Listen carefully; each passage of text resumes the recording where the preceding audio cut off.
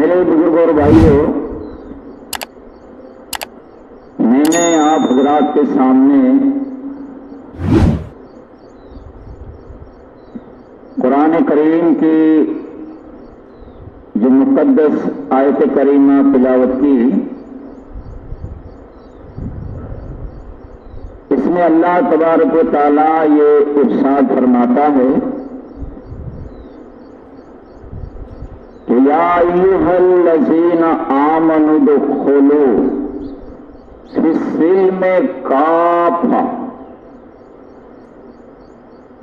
اے ایمان والو اسلام میں پوری طرح سے داخل ہو جاؤ۔ ایسا نہیں کہ آدھا ادھر آدھا ادھر، بلکہ پوری طرح سے داخل ہو جاؤ۔ تمہاری شکل، تمہاری صورت، تمہاری سیرت، تمہارا لباس، تمہارا چلنا، تمہارا پھرنا، تمہاری زندگی، تمہاری ایک ایک ادا ایسی ہو کہ تم چلو تو پتہ چل جائے کہ یہ کوئی نبی پاک کا امتی جا رہا ہے، یہ کوئی غوث پاک کا شیدائی جا رہا ہے، یہ کوئی خواجہ کا دیوانہ جا رہا ہے، یہ کوئی مسلمان جا رہا ہے، پتہ چل جانا چاہیے۔ ایسا نہیں کہ سلام کرنے والا سوچ میں پڑ جائے کہ ان کو سلام کروں یا نہ کروں، یہ کیسا ہوگا، مسلمان ہوگا یا غیر مسلمان ہوگا۔ آج کل یہی حال ہے ہمارا، کہیں باہر جاتے تو اجنبی مل جاتا ہے، پہلے تو شک ہوتا ہے کہ اس کو سلام کرنا چاہیے نہیں کرنا، یہ مسلمان ہوگا یا غیر مسلم ہوگا، بعد میں نام پوچھنے سے پتہ چلتا ہے۔ علامت کوئی نہیں ہے ہمارے اندر، تو ایسا نہیں ہونا چاہیے۔ اللہ فرماتا پوری طرح سے داخل ہو جاؤ۔ وَلَا تَتَّبِعُوا خُطُوَاتِ الشَّيْطَانِ، اور شیطان کے قدموں کی پیروی نہ کرو۔ اِنَّهُ لَكُمْ عَدُوٌّ مُّبِينٌ، اللہ فرماتا بے شک شیطان تمہارا کھلا ہوا دشمن ہے۔ شیطان کا کہا نہ مانو، رحمان جو حکم کر رہا ہے اس کی بات مانو۔ یہ میں اس لیے کہہ رہا ہوں، ابھی ماہ محرم شریف گزر گیا، اس میں بھی بہت سے خرافات ہم کرتے ہیں جو نہیں کرنا چاہیے، اور یہ ماہ سفر المظفر کا مہینہ آتا ہے، ان کے اندر بھی ہمارے معاشرے میں ان کے بارے میں بڑی جہالت پھیلی ہوئی ہے۔ پہلے تو ہم اس مہینے کو خالی کہتے ہیں کہ اس میں کوئی فضیلت نہیں ہے، بلکہ معاذ اللہ اس ماہ مبارک کو منحوس کہتے ہیں۔ خاص کر کے ہماری مائیں بہنیں یہ مہینے کے بارے میں کہتی ہے کہ ان میں بلا اترے تھی، یہ مہینے میں آفت اچے تھی، یہ مہینے میں سفر نہ کراوائے کرائے، بارے نہ ہونا، اور یہ مبارک مہینے کے بارے میں یہ بھی کہا جاتا ہے کہ شروعات کے جو 13 دن ہیں ان کو 13 تیزیوں کہتے ہیں۔ کوئی بھی اچھا کام کرنا ہو ان دنوں میں نہیں کرتے ہیں، کہتے ہیں تیزیوں چھٹے پچی ویوا یچنا تاریخ گنےلا یہاں جی جنائی تیزیوں والے تھی، تیزیوں چھٹے پچی، تیزیوں میں کیا نہ کروائے ساروں کم، گھر بدلن ہوئے، کوئی دھندو چالو کرنا ہوئے، کوئی سارو کم کرنا ہوئے، جنہ تیزیوں چھٹے پچی۔ اللہ جانے کدا سی تیزیوں کئی دے، کئی کتاب کی گال ہے۔ نہ تورات میں ہے نہ قرآن میں ہے، یہ عورت کی کتاب میں ہے۔ تیجیو جو کدا الیکھ نہ ہے شریعت میں تیجیو چھٹے جو مطلب کرو بایو یہ سمجھے تھے کہ یہ 13 ڈیہ سفر مہینے جا ان میں پانجا آقا بیمار کیا ہوا 13 ڈی سدھی بڑو آئیو ہو آقا کے 13مو ڈی آئیو نے کدے تھوڑو ٹھیک تھیو تو آقا ڈاریا منگائی ہوئی تو ڈاریا کھادے ہوئے تو 13 تاریخ جو بایو نہیں سمجھے تھی ہمیں تیجیو چھوٹی ہمیں ڈاریا کھاؤ تو ڈاریا والے جو دھندو ہلے تو ہلو تیجیو چھوٹی تو بایو بدی ڈاریا دینے رسول پاک کھا دے ڈاریا سنت آئی معاذ اللہ ڈاریا کھائے اور پچھی یہ بھی کہا جاتا ہے یہ ماہ مبارک کے بارے میں کہ یہ ماہ مبارک کی جو آخری بدھ آئی تھی چھیلی بدھوار تو عورتوں کا کہنا ہے کہ آخری بدھ کو نبی پاک کو بالکل اچھا ہو گیا تھا، طبیعت بہت اچھی ہو گئی تھی اور گھومنے کے لیے نکلے تھے باہر، تو عورتوں کے اندر یہ کہنا ہے کہ آخری بدھ جو بارے فریلا بنا ہوا ہے سنت آئے تو ہلا تو آئیں گامڑے میں نہیں ہوئے پاس آئے اڈا سٹیوں میں 2 ویل میں 4 ویل میں بایو کے بغیر پردہ ویرائے ٹامک ٹمک کرائے انہوں نے کوئی چوپاٹی مدے پھرنا ہوئے کوئی باغ بگیچے میں کوئی فلم میں کوکرو بدھ ہے آج آخری بدھ ہے باپو آخری بدھ رسول پاک فریلا سنت آئے سنت یہ سنت ادا کرنی آئے تو منہ متے داڑھی رکھی گرنے کافر جڑو ڈاچو گیڑے ہیں یہ کو سنت ادا نہیں کرنی میٹھو میٹھو حجب میں کڑوو کڑوو تھے تو ایڑی گال نہیں تو گھنی سنت آئے ہیں کہ یہی سنت سوچے تھی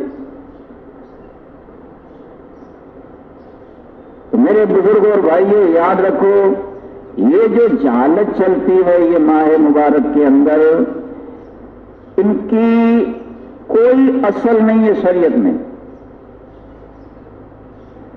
کوئی ثبوت نہیں ہے ان باتوں کا تیجیوں کا ڈالیے کا آخری بدھ کا کہیں ثبوت نہیں ہے آپ کسی بھی مفتی سے فتویٰ منگا سکتے ہیں یہ سب عورتوں کی لال کتاب کی باتیں ہیں ہمارے اسلام کے اندر یہ کوئی دین برے نہیں ہے معاذ اللہ یہ مبارک مہینہ جس میں امام حسن رضی اللہ تعالیٰ عنہ کی شہادت ہوئی جس میں حضرت غوث باؤل حق زکریا ملتانی رحمت اللہ علیہ کا وصال شریف ہوا ہے جس میں مجدد الف ثانی شیخ احمد فاروقی سرہندی رحمت اللہ علیہ جو اپنے زمانے کے مجدد تھے جس نے اکبر جیسے بادشاہ سے ٹکر لی تھی اور ان کا جو گھر کا بنایا ہوا دین الہی نام کا مذہب تھا ان کی دھجیاں اڑا دی ان کا وصال اسی ماہ مبارک میں اور سرکار اعلیٰ حضرت امام احمد رضا خان فاضل بریلوی جنہوں نے وہابیوں کی دھجیاں اڑا دی لوگوں کے دلوں میں عشق رسول ڈال دیا ان کا وصال شریف بھی اسی ماہ مبارک ہے ایسا مبارک مہینہ ہے ان کے بارے میں کہتے ہیں کہ یہ منحوس مہینہ ہے معاذ اللہ یہ جہالت ہے اسلام میں کوئی دن برا نہیں ہے یہ جو شروعات کے 13 دن برا سمجھتے ہیں کوئی دن برا نہیں کوئی رات بری نہیں آپ نے 12 سنا ہوگا بات پر بات آئی ہے تو پھر یاد دلا دوں حضرت عبد القادر سائیں بابا رحمت اللہ علیہ جن کا مزار دھوراجی میں قریب میں بڑے ولی اللہ بڑے عاشق رسول اور آل رسول بھی تھے، عبد القادر سائیں بابا رحمۃ اللہ علیہ۔ تو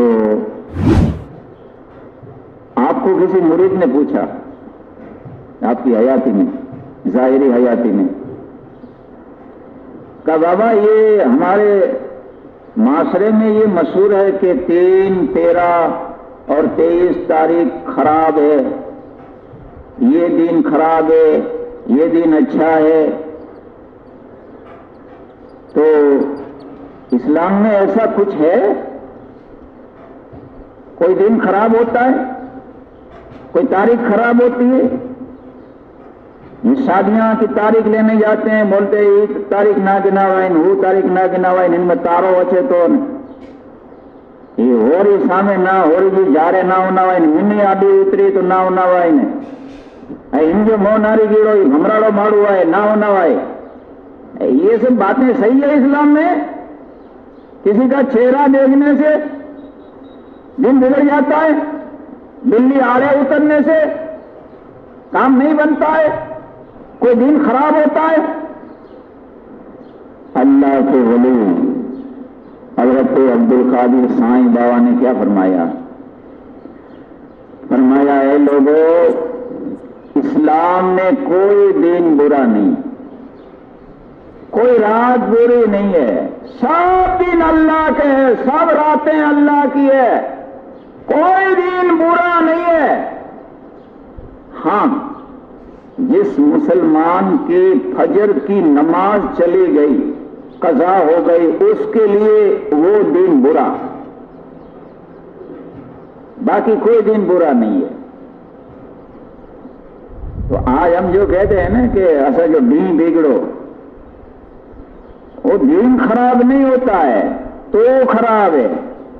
تو رات کو 2، 2:30 بجے تک یوٹیوب پہ نے دیکھا، غلط فلمیں دیکھی اندر بلو، اور رات کو دیر سے سویا اور پھر 9، 10 بجے اٹھا، اور پھر اٹھتے ہوئے تو یہ داڑیاں چھولنے لگا آریسے میں دیکھ کے، اور پھر تو جاتا ہے آج تو آپ کو ڈی پہ اللہ جانے کن جو مپن ڈاچے تو جو نہیں رہے آریسے میں بیجو کوئی جو نہیں رہے۔ اکڑو تو فجر کی نماز ہوئی અને ઉઠને વેત દાઢી છોલાય તો રસૂલે પાક જી સુન્નત કે ગટર ને ગંદી જગા માં ફેંકી દેવે ને પછી તું ધંધે રીક્ષો બની નું ખટારો બની નું ને હા બાપુ હવે પૂરો કરનું લોટે में લેણું નહીં, લેણું કીધાથી હોય તું જ ખરાબ है। कसूर हमारा, कोई दिन खराब नहीं होता है, कोई रात खराब नहीं है, सब दिन अल्लाह के हैं। बल्कि सूफिया किराम फरमाते हैं कि तेरा दीन ऐसा गुजरा कि उस दीन में तूने कोई गुनाह का काम ही नहीं किया, तो तेरे लिए वो ईद का दिन है। तूने 5 नमाज पढ़ी, निगाह की, जबान की, कान की, हाथ पैर की हिफाजत की, गुनाह से बचता हुआ तूने दिन गुजारा, तेरे लिए वो ईद का दिन है। और तूने रात इस तरह से गुजारी कि रात में तुझसे कोई गुनाह का काम नहीं हुआ, तो तेरे लिए वो शबे कदर की रात से भी अफजल है। मेरे बुजुर्गों, याद रखो, ये जो है उंजमो नारी गिरो ने उवाडो पियो ने ये कुछ नहीं है, ये बदशगुनी लेना हराम है इस्लाम में, ऐसी मान्यता नहीं रखनी चाहिए। और ये जो 13 दिन को हम मनहूस समझते हैं, ये तो गैरों का तरीका है। ये गैर लोग हैं, उनके अंदर कुछ दिन ऐसे होते हैं उसमें वो बाहर नहीं जाते हैं, अच्छा काम नहीं करते हैं, शादी विवाह नहीं करते हैं, जिनको कमूतिये कहते हैं। ये उनकी मान्यता है, आज हमने ठोक दी। 13 दिन में क्या करावाई ना, ये गैरों का तरीका है। अल्लाह फरमाता पूरी तरह से इस्लाम में दाखिल हो जाओ, शैतान का कहा न मानो, शैतान तुम्हारा खुला हुआ दुश्मन है। تو میرے بزرگ اور بھائیوں یاد رکھو، یہ 13 دن میں نبی پاک کو بخار کچھ نہیں چڑھا تھا، اور 13ویں دن پر یہ دالیے بھی نہیں کھائے تھے، یہ سنت نہیں ہے۔ اور یاد رکھو، جو چیز نبی پاک کی سنت نہ ہو، ان کو کوئی اپنی طرف سے سنت بنا لے، حدیث پاک کا مفہوم ہے کہ وہ بندہ جہنمی ہے اور جہنم میں جائے گا۔ سنت نہیں ہے، اس کو سنت کہہ رہا ہے۔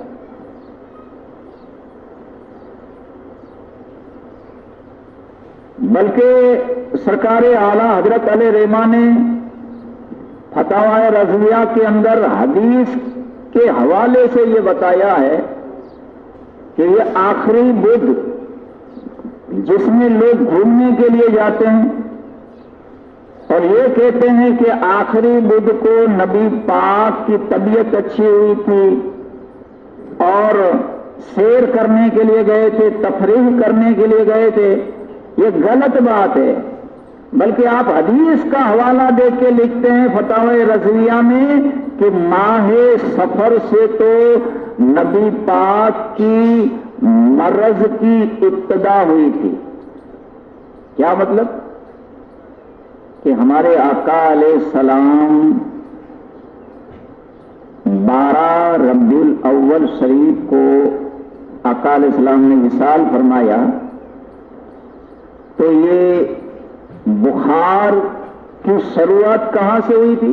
ابتدا ماہ سفر کی آخری بدھ سے۔ آخری بدھ کو جن کے بارے میں ہمارے معاشرے میں یہ مشہور ہے کہ طبیعت اچھی ہوئی تھی، اچھی نہیں ہوئی تھی، پھرنے کے لیے نہیں نکلے تھے، بلکہ آخری بدھ سے تو شروعات ہوئی تھی بیماری کی۔ پھر وہ بیماری بڑھتی گئی اور پھر ماہ ربیع الاول شریف کی 12ویں تاریخ کو آقا علیہ السلام کا وصال شریف ہوا۔ تو جہاں سے ابتدا ہوئی ہے ان کے بارے میں ہم کہتے ہیں کہ اچھا ہوا گھومنے کے لیے نکلے تھے، یہ کتنی غلط بات ہے۔ وہاں سے تو ابتدا ہوئی۔ اور میرے بزرگ اور بھائیوں، یہ بیماری کی بات آئی تو ہمارے آقا علیہ السلام کی شان دیکھو، بیمار ہم بھی پڑتے اور بیمار ہمارے آقا بھی بڑے تھے۔ بیماری یہ ہمارے لیے سمجھو تو نعمت بھی ہے اور نہ سمجھو تو زحمت بھی ہے۔ میں آپ کو 12 بتا چکا ہوں کہ اللہ تبارک و تعالی جس بندے کو یا بندی کو جنت میں داخل کرنا چاہتا ہے، اور اللہ دیکھتا ہے کہ اس بندے کے اندر یا اس بندی میں کوئی بھی ایسی بات نہیں ہے جو اس کو جنت میں لے جائے، تو پھر اللہ تعالی ایسے بندے کو بیماری میں مبتلا کر دیتا ہے۔ اور بیماری میں اگر وہ بندہ صبر کرتا جاتا ہے تو اس نے جو گناہ کیے ہوتے ہیں اللہ تعالیٰ وہ گناہوں کو مٹاتا جاتا ہے۔ حدیث پاک میں ہے کہ ایک دن اگر ہمیں بخار آ جائے اور ہم صبر کریں تو 40 دن کے گناہ معاف ہو جاتے ہیں۔ اب جو بندہ یا بندی بیمار ہے، صبر کر رہی ہے، جیسے کہ یہ مرحومہ، یہ بچی بیچاری محتاج تھی، اپاہج تھی، پوری زندگی بستر کے اوپر گزاری، کتنا صبر کیا ہوگا، اور ان کی جس نے خدمت کی ہوگی گھر والوں نے، ان کو کتنا ثواب ملا ہوگا۔ تو صبر کیا ہمارا حسن ظن ہے، اور حدیث پاک کا مفہوم ہے کہ اللہ پھر وہ گناہوں کو مٹاتا جاتا ہے۔ اور اللہ دیکھتا ہے کہ اب یہ بندے کے اندر یا بندی کے اندر اب یہ صبر کی وجہ سے ان کے گناہ سارے دھل گئے ہیں، اب ان کا نامہ اعمال پاک صاف ہو گیا ہے، اب یہ جنت میں جانے کے قابل ہو گیا ہے، تو اللہ تبارک و تعالیٰ پھر ایسے بندے کو اٹھا لیتا ہے، ایسی بندی کو اٹھا لیتا ہے، سیدھا جنت میں داخل کر دیتا ہے۔ تو بتاؤ یہ بیماری نعمت ہے کہ نہیں؟ اور اگر نہ سمجھے، معمولی بیماری میں کوئی ناشکری کرنے لگے، ناصبری کرنے لگے، اللہ کے بارے میں جوں توں بولنے لگے، تو ان کے لیے یہ عذاب ہے، زحمت ہے۔ تو یاد رکھو بیمار تو ہم بھی پڑتے ہیں، اور بیمار ہمارے آقا بھی پڑے تھے۔ آج جو لوگ کہتے ہیں کہ ہمارے جیسے معاذ اللہ، یہ لوگ جب بیمار پڑتے ہیں نا تو کوئی بھاؤ پوچھنے والا نہیں ہوتا ہے، یہاں تک کہ ان کی بیوی بھی قریب نہیں آتی ہے اسپتالوں کے اندر، اور ذلت کی موت مرتے ہیں، کوئی بھاؤ پوچھنے والا نہیں ہوتا ہے۔ لیکن ہمارے آقا علیہ السلام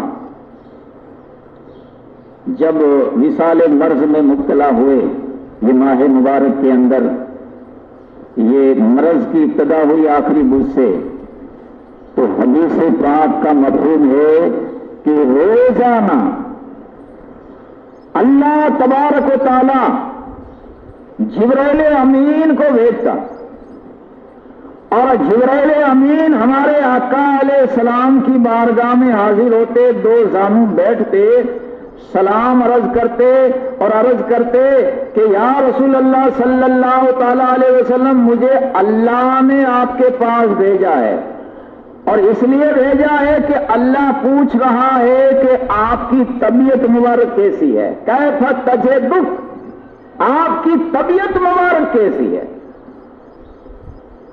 یہ مقام ہے ہمارے آقا کا۔ ہم بیمار پڑتے ہیں، اولاد بھی قریب نہیں آتی، لیکن ہمارے آقا بیمار پڑے تھے، روزانہ اللہ بیمار پرسی کیا کرتا تھا، اللہ تعزیت کیا کرتا تھا، اللہ پوچھا کرتا تھا کہ اے ہمارے محبوب آپ کی طبیعت کیسی ہے۔ یہ شان ہے ہمارے آقا کی۔ اور دیکھو موت تو آنی، موت سے کس کو رشتہداری ہے، آج یہ تو کل ہماری باری ہے۔ موت تو آنی ہے، لیکن میرے بزرگوں، ہماری موت میں اور اللہ والوں کی موت میں زمین و آسمان کا فرق ہے۔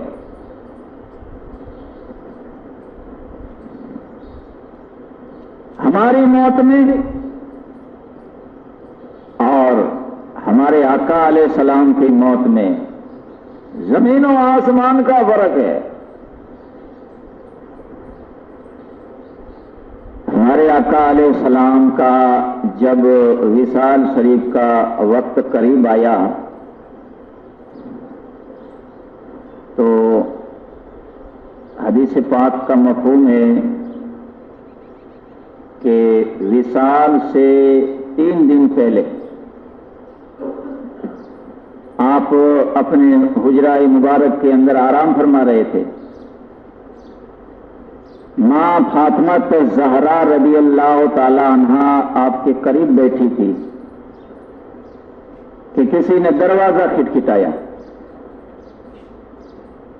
تو خاتون جنت رضی اللہ تعالی عنہا خیال کرنے لگی کہ شاید کوئی دیہاتی آئے ہوں گے، کوئی صحابی، ابھی دروازہ کھولوں گی تو وہ اندر آ جائیں گے، میرے بابا کی طبیعت اچھی نہیں ہے تو بابا کو تکلیف ہوگی۔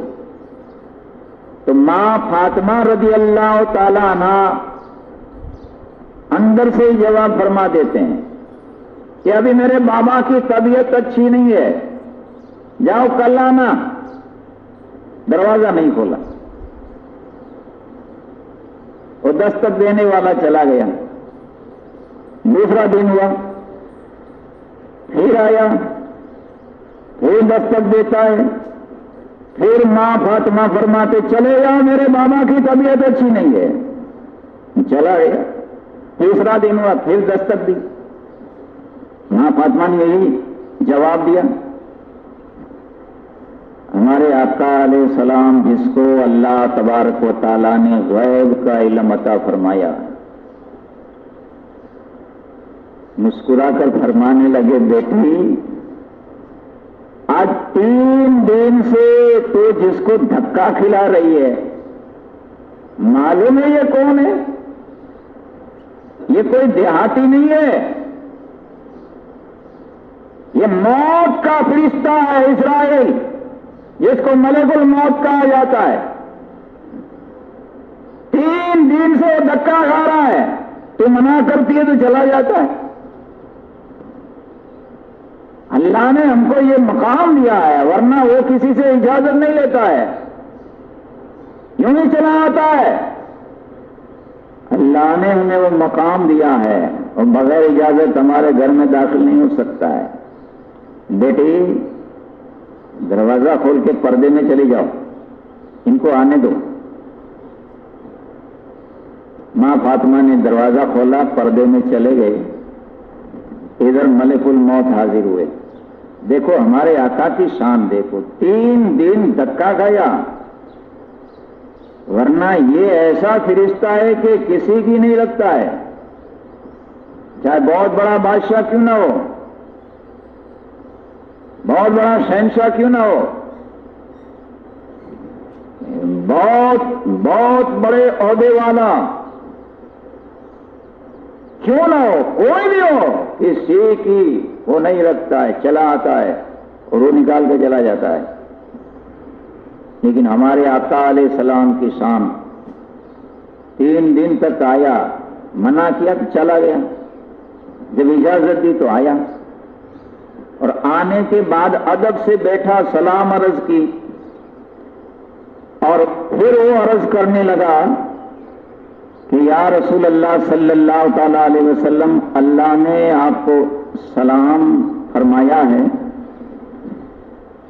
اور اللہ نے یہ حکم دیا ہے کہ اگر آپ خوشی سے اجازت دو تو آپ کی روح نکالوں، اور اگر آپ اجازت نہیں دیں گے تو پھر اللہ نے فرمایا میں واپس چلا جاؤں گا.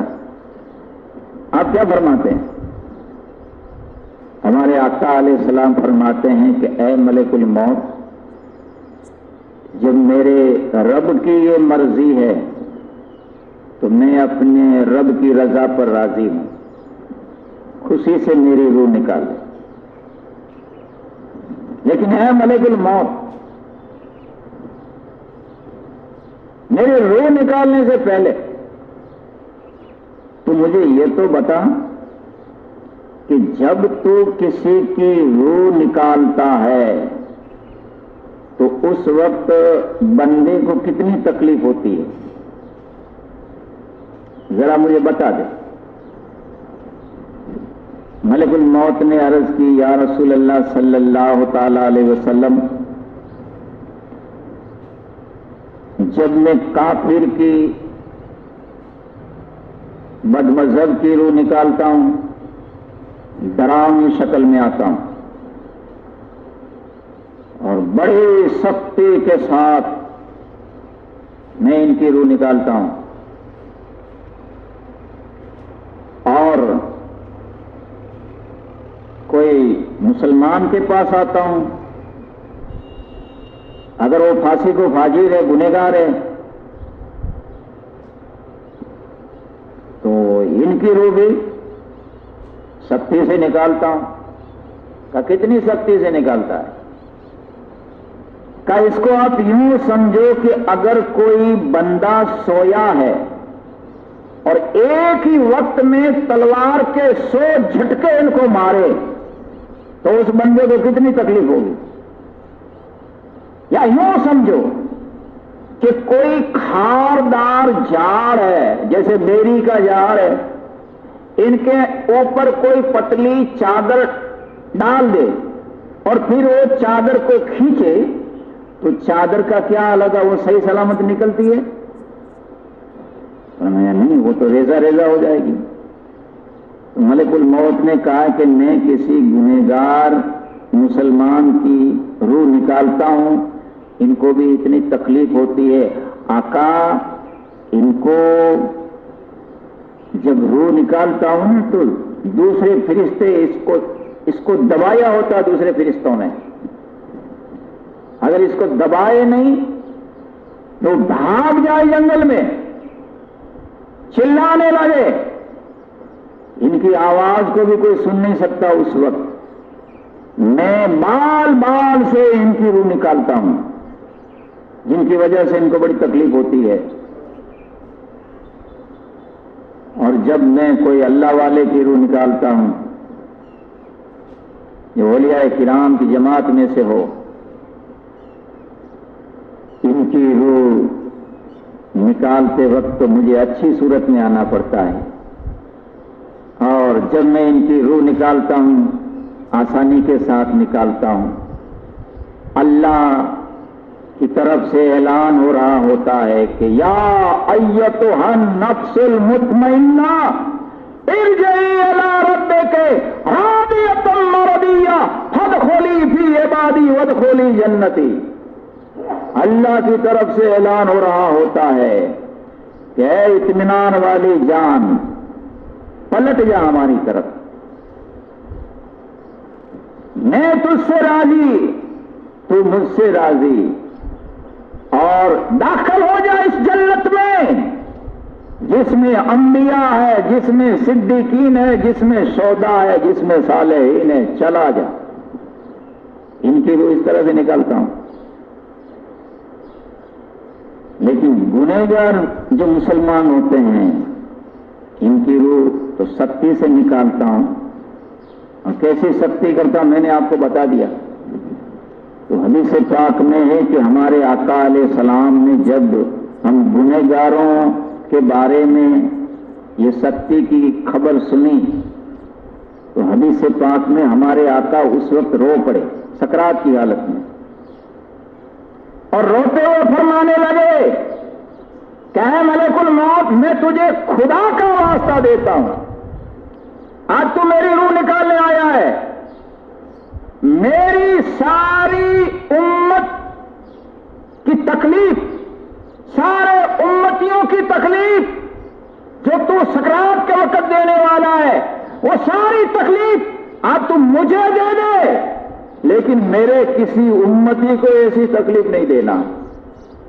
جب ملک الموت نے یہ سنا، عرض کرنے لگے یا رسول اللہ صلی اللہ تعالی علیہ وسلم، قسم پروردگار کی، مجھے اللہ نے یہ خوشخبری دے کر آپ کے پاس بھیجا ہے کہ آپ کا وہ امتی جس کے دل میں آپ کی محبت ہوگی، آپ کی عقیدت ہوگی، آپ کا عشق ہوگا، ان کی روح تو میں اس طرح سے نکالوں گا جیسے پھول میں سے خوشبو نکل جائے،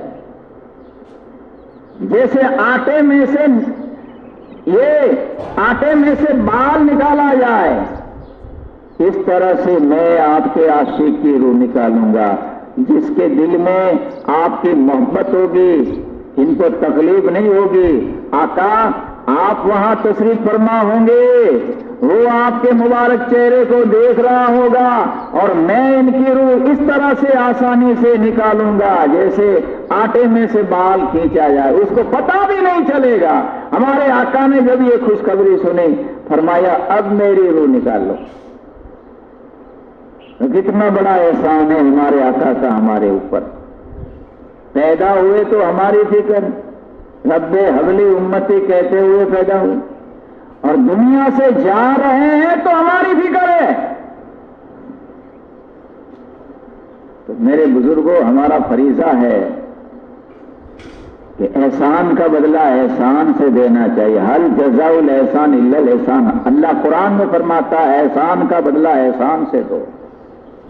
جب اس نبی کا اتنا بڑا احسان ہے ہمارے اوپر کہ سکرات میں وہ بچانے والے ہیں، قبر میں وہ بچانے والے ہیں، حشر میں وہ بچانے والے ہیں، تو ہم صحیح معنی میں ان سے عشق رکھتے، سچی محبت رکھتے، ہماری ایک ایک ادا، ہمارا ایک ایک طریقہ نبی پاک کی سیرت کے ڈھانچے میں ڈال دے. ہماری شکل، ہماری صورت، ہمارا لباس، ہمارا چلنا پھرنا بیٹھنا اٹھنا سب نبی پاک کے طریقے کے مطابق کر ڈالے.